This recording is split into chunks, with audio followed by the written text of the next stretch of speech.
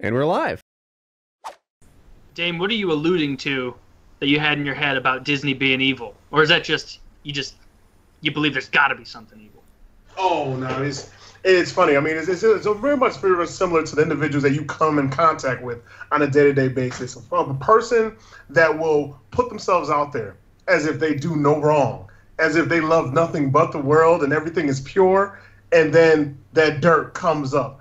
The thing is, we live in an imperfect world, so there's always dirt. It doesn't matter how long ago the dirt happened and how many times it was covered over. Trust and believe there's always a story.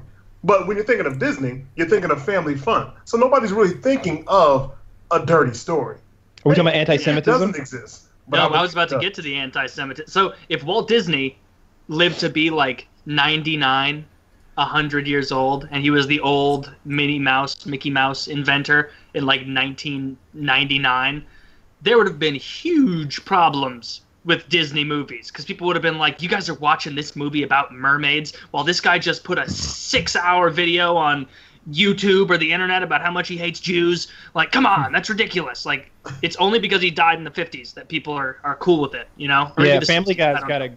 There was a Family Guy like cutscene about that where it's like, you know how Disney has that intro where like it pans in to the castle while the fireworks go off in the background. It does that, and it's like Disney, and then a train goes by. It goes, "Don't take the train." It's like, you know, it's a Jew because it's a Jew train. It's a Jew train. Yeah, because he was very much known for that. Can you imagine how much you would have to hate Jewish people for it? Wasn't just Jewish people. Go back to Dumbo. Look how racist that cartoon is. Oh yeah, he was right. I see your face, and it's interesting. And I've pointed this out to many people. Black people, the Crows. The Crows are all speaking in like jive with these racist accents.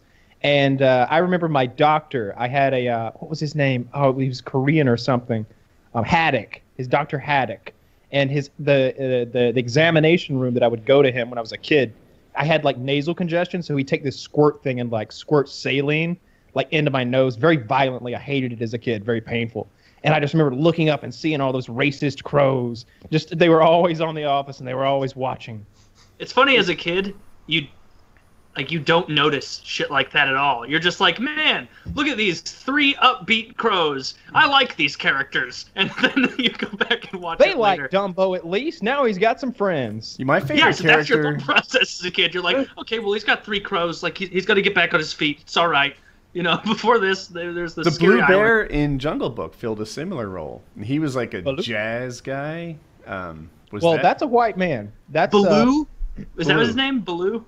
Could yeah, be. the guy who voices Baloo also voices Little John in Robin Hood. Baloo is not racist. I refuse to believe that. Simple bare necessities. That's a black man? I didn't recognize that. I loved Jungle Book. That's funny. I didn't recognize that either. Google will tell all. Yeah, we Let's can see. check. Voices. Oh, yeah. Maybe I'll be right Google one of these gives us times. all types of truths that we may be in search of. Yes, the important truths. The important. Nothing like, fuck the election, fuck all this stuff. We need to figure out secrets about cartoons from the 1940s. Like, that's what we need to figure out. White man. White guy? I think you know what? Yep. It's funny because there are a lot of websites that dig that far back to bring about all the racism that has existed for things that we watch that seem normal to us, but it still had that racist undertone that if you're paying attention to, you're like, well, damn, but it's so old, it really doesn't matter now. Now they just make sure that they tread carefully when they go over certain topics. So, Is it Well, wait racist, a though? minute. Because if you can't even tell it's racist, if I'm mixing up the crows and the bear and stuff, like, is it, I don't know, like, is the airplane seas when they talk jive racist, too? No. Wait, what, the airplane scene? Yeah. He's talking about the movie Airplane. Airplane, The movie Airplane, yeah. Well, see, No, that's different. That's hilarious. Yeah, that's hilarious. I'm having a hard time telling where racism starts and ends with some of these If it's- subtleties. If everybody thinks it's funny, it's not racist. Okay. Yeah. It's I can't even say it's strange when you try to break it down. It's not really strange whatsoever. You're going to always have a group of people that will look at things a certain way, and it may not be racist to anybody else, but to them it will forever be a racist issue. And even if it isn't blatantly racist, they'll find the smallest particle of it that actually is, and that's what they're going to hold on to.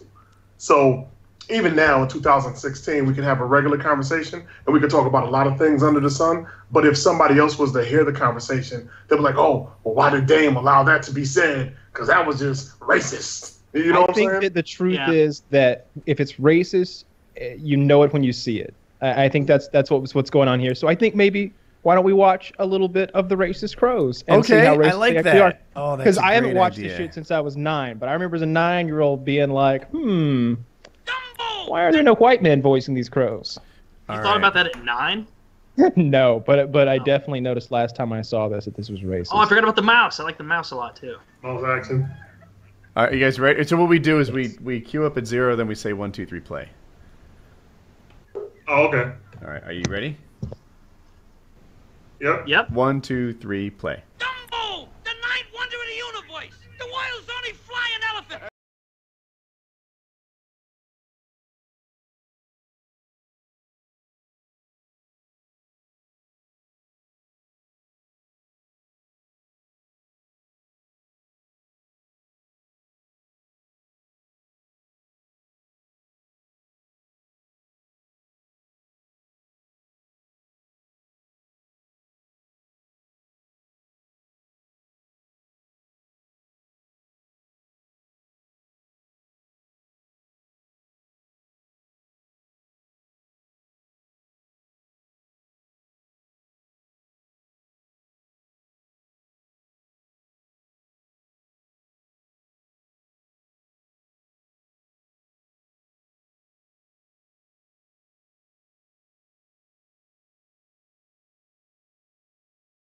All right, I could actually break this one down, and I can see where individuals would feel that it actually is a racist cartoon.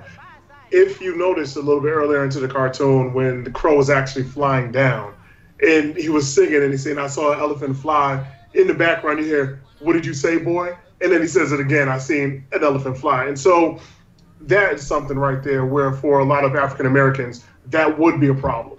Because again, you know, when in slavery, boy was that term that was used to a grown man. Yeah, I don't know why that was ever. I don't call like anybody that would pop boy. Up and it would trigger a lot of individuals. I hardly call my son boy. That's what he is. But that's your son. Here it is. I'm talking about a grown man. Yeah, I follow. Called boy, you know, by a white man. You know what I'm saying? So for Woody, for you, unless you were in those shoes, you wouldn't understand. But you have to be in those shoes. And me personally, I just know from the stories my grandfather told me. I never had to be in that situation. I haven't had a white officer call me boy yet. But then again, I have not been in a state where the white officers do call a black man boy or have addressed the man as such. I haven't personally had to deal with it. Interesting. I didn't notice that. Well, of course, I didn't notice that at the time because I didn't remember it. But like, watching back now, I was like, man, I really don't notice this being as racist as I've been thinking. But then the boy line is like, okay, yeah, that's the reason that people think this. And if you go back further than this, it's like World War II time. I don't know if it was Disney, but oh my God, look at some Japanese people in cartoons around like World War II. There's nothing wrong with that. That's propaganda.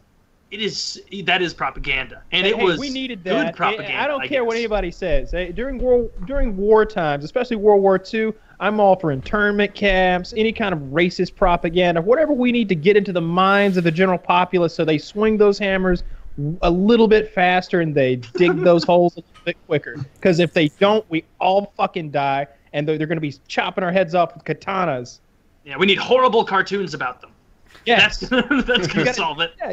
Or here's the crazy thing: it would have been a time. It probably was easier to pitch racism through using cartoons because there has been plenty of racism in cartoons. But because it's a cartoon, you don't necessarily think about it until we're having a conversation like this later.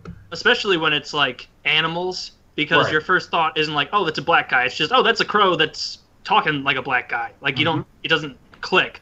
I bet these people thought like they were being really progressive at the time because their hindsight was like, oh my God, look at this video from 1909 where it's like a minstrel show and it's a bunch of guys in blackface with like all dressed up and doing that. And they're looking at that like, how horrible. Look at how far we've come. Now let's draw a bunch of like walking the razor's edge of racist characters for children's How many movies. things that we do now are going to be pitched as racist later that we're not seeing, right? Like maybe we'll see a movie where there's a black crackhead or a black drug dealer. And whereas today we say, oh, look, that's a drug dealer. 30 years forward, they're going to be like, oh my God, can you believe they portrayed a black man as a drug dealer? We're sensitive to that now. Yeah. I don't think that would happen as much. Unless I bet they would have said that about cartoons in the 50s.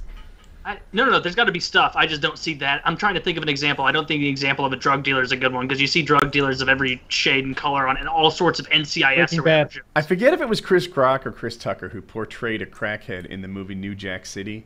That's what I had in my head. Rock. It was Chris Rock. That portrayal in particular, I feel like they can fast forward a bit and look back, and they're going to be like, oh yeah, they made him look terrible. Dave Chappelle used to do the got any more crack, the meme thing.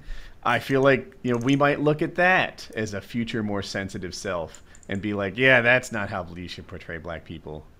But that wasn't with some stuff you're right. With Dave Chappelle, you're wrong because that was his show. That's him being funny. Like he was the genius behind that whole show. So he sat down and wrote that sketch of him being a crackhead because he's sat there thinking this is fucking hilarious. He's making fun of crackheads. Mm-hmm. Yeah.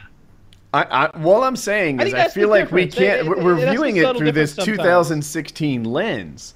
But if you view it through a 2046 lens, this subtlety gets lost. They're assholes. That's what they're going to say about us. People if you view it through a 1944 lens, these fucking crows, my years are probably off, are not going to see. They're crows. What kind of sensitive super pansy are you to act like, one line in a cartoon is a racist thing?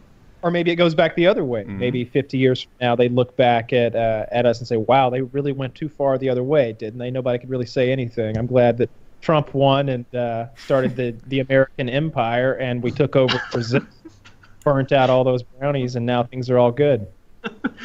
Destroyed the rainforest, sold a lot of it to Kyle. Yeah, that could happen.